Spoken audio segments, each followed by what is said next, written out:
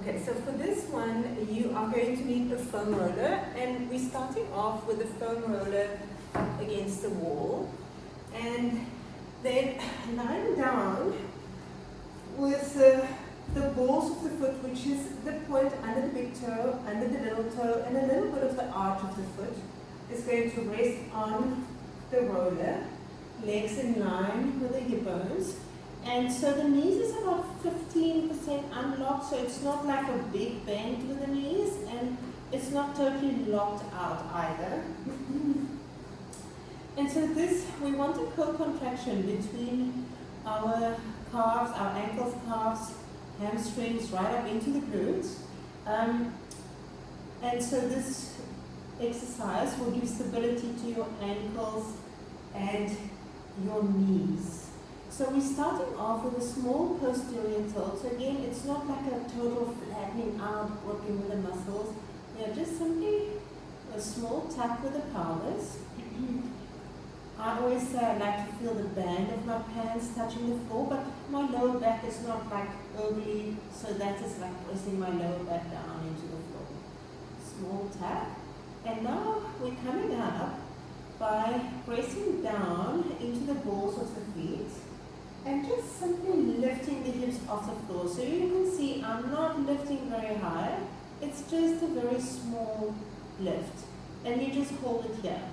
So I always say we start at our own, in our own range. So if you only hold it 5 counts, that's plenty. And then you do that 3 times in a row.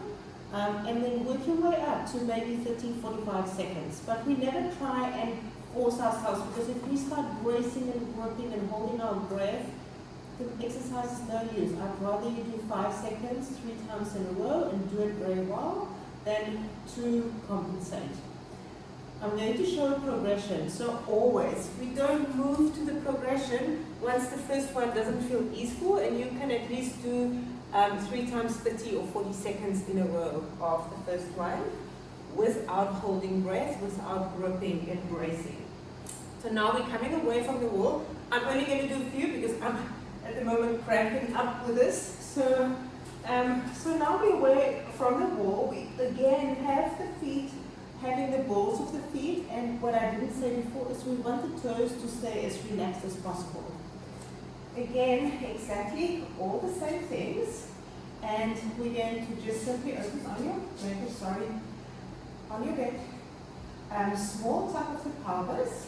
We're pressing down with the balls of the feet and just lifting the pelvis off, just a tiny bit. And then we can just oscillate the feet back and forward with the pelvis is staying really still, so everything is happening down from the feet, the knees. Yes, okay, that's enough for me at the moment.